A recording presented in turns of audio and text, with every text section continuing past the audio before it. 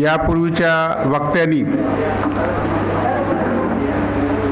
माननीय कांबळे साहेबांनी, प्रकाशजी कांबळे साहेबांनी पूज्य भंतीचा संपूर्ण जीवनक्रम सांगितलेला आहे। माननीय भंतीजीचा आणि माझा संबंध गेल्या 35 वर्षापासून आहे। ज्या आठवणी कांबळे साहेबांनी सांगितल्या त्याचं मी परत रिव्हिजन करत नाही। म्हणजे जांभळीचं झाड, मग परत ते म्हणजे पूर्वीची जी परिस्थिती होती त्यावेळेसपासून मी इथे येतो आणि त्याच्यानंतरचा जो बदल आहे तो भंतीजींनी कसं केला हे सगळं माझ्या अगोदरच्या वक्त्यांनी सांगितलंच आहे।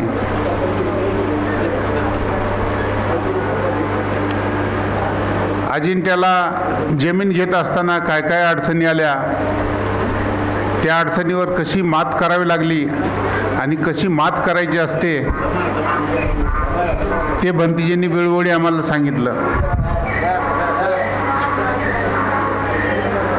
मित्रहो, सुरुवातीला जमीन घेत असताना तिथले काही स्थानिक लोक जे काही समजा नावासाठी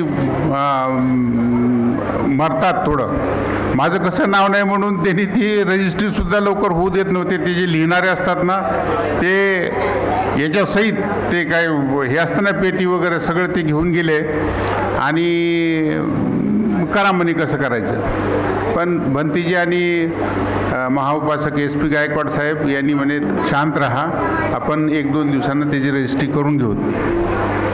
आज तिथे जी आहे जवळपास 76 एकर जमीन झालेली आहे।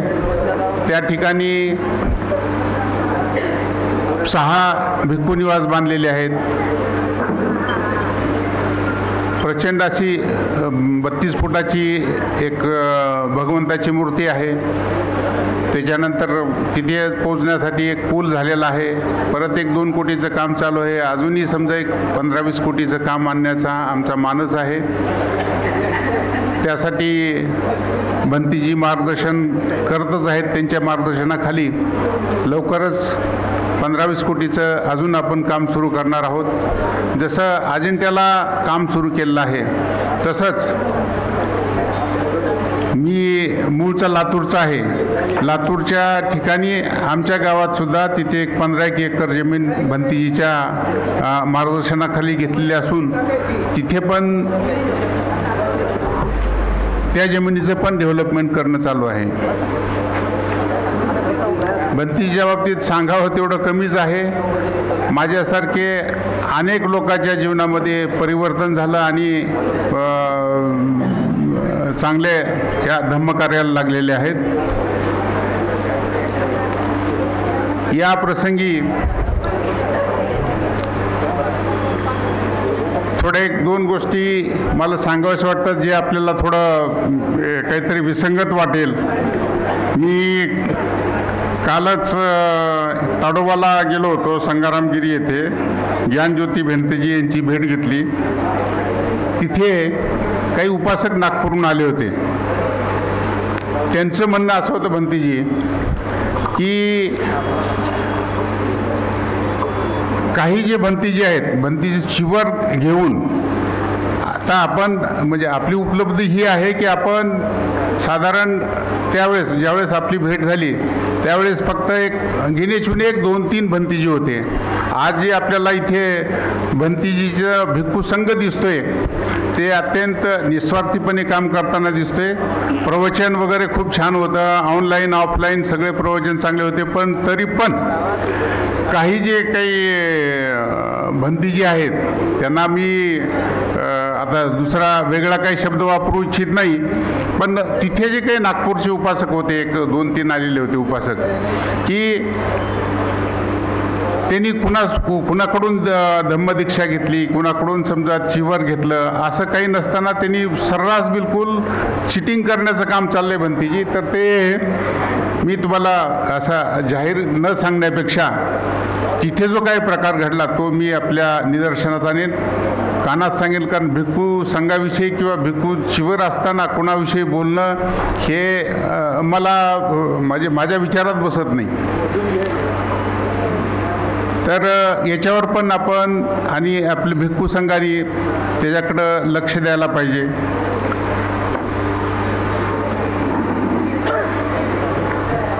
ह्या 4-8 दिवसामध्ये जो प्रकार घडतोय, त्या राकेश तिवारी नावाच्या माणसानं देवाची आज्ञा आहे म्हणून जोडा फेकून माननीय भूषण गवई साहेबांना मारला. भूषण गवई यांचं जे पद आहे ते राष्ट्रीय म्हणजे एक घटनात्मक पद अत्यंत महत्त्वाचं आहे.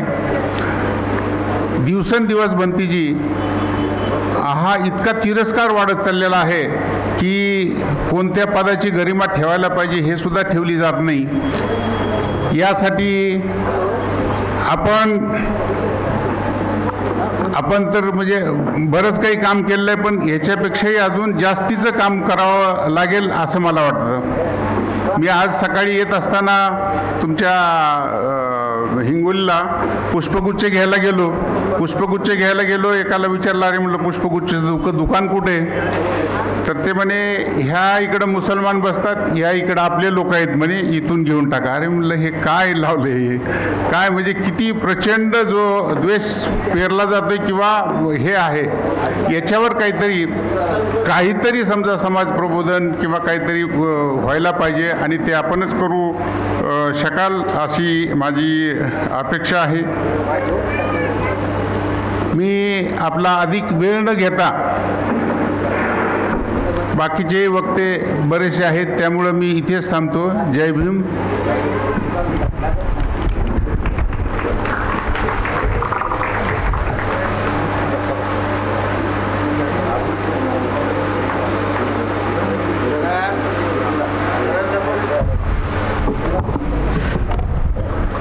उपोषणाचार्य पूज्य भदंत पयारत्न थेरो नांदेड, त्याचप्रमाणे पूज्य भदंत शीलरत्न थेरो सहयोगनगर नांदेड यांचंही धम्मपीठावर नुकतंच आगमन झालेलं आहे. तर त्यांचं स्वागत करण्यासाठी विशाखाताई येंगडे, लताबाई सोनुने, सुनीता बगाटे, कमलबाई वेडे आणि नीलाबाई वागोदे यांना विनंती आहे की आपण स्वागतासाठी समोर यायचं आहे. भिक्खू विपश्यनाचार्य पयारत्नजी थेरो, भिक्खू शीलरत्न थेरो, सहयोगनगर नांदेड, ज्यांची नावं घेतली तर लवकर यायचं आहे. भंतेजींना पुष्प देऊन वंदन करायचं आहे आणि यानंतर पूर्णा नगरीचे माजी नगराध्यक्ष, आजचे प्रमुख पाहुणे उत्तमभाई खंदारे यांना विनंती आहे, भिक्खू संघाचं स्वागत झाल्यानंतर आपण समर्पक शब्दामध्ये पूज्य भदंत डॉक्टर उपगुप्तजी महास्तवीर यांना शुभेच्छापर मनोगत व्यक्त करावं.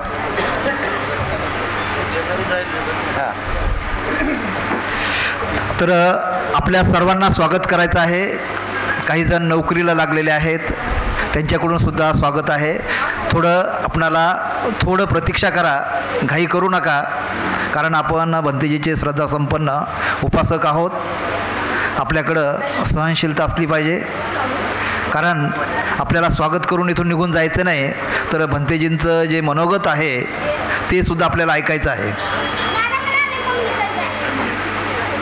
आणखी बरेच जण बोलणार आहेत, प्रत्येकाला अगदी 2-2 मिनटामध्ये ती संधी आहे. आदरणीय उत्तमभाई खंदारे यांना विनंती आहे की आपण मनोगत व्यक्त करण्यासाठी समोर यायचं आहे. त्यानंतर आदरणीय मिलिंदजी कांबळे आपण सुद्धा तयार राहायचं आहे मनोगतासाठी.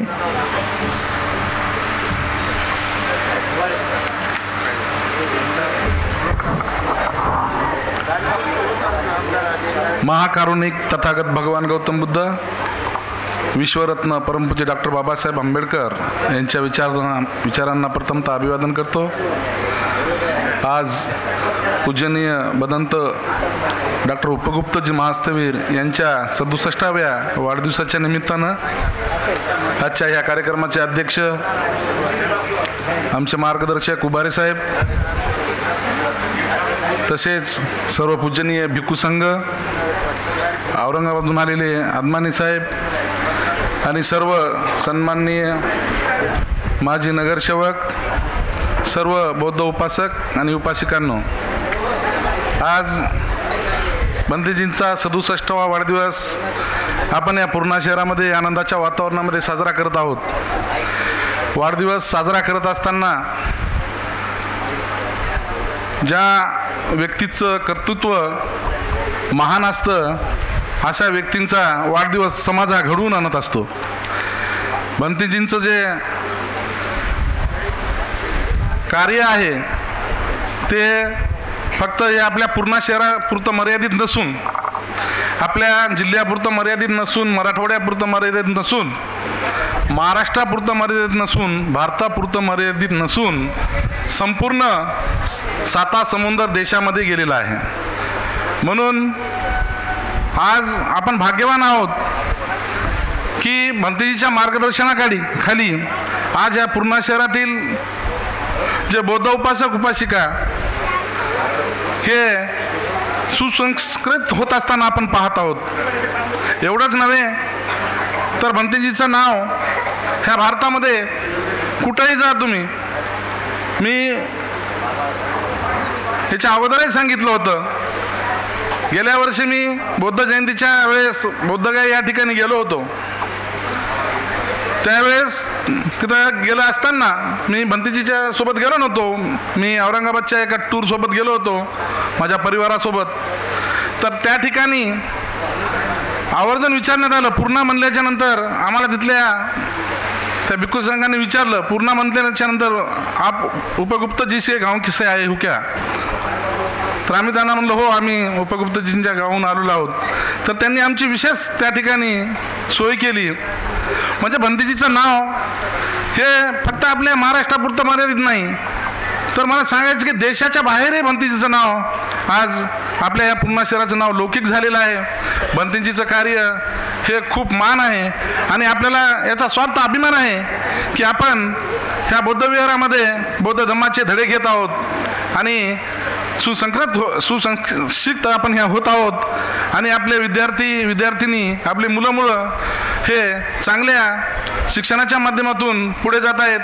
आज आपण पाहत आहोत भंतेजीच्या माध्यमातून या ठिकाणी एक अभ्यासिका बौद्ध विहारामध्ये आहे।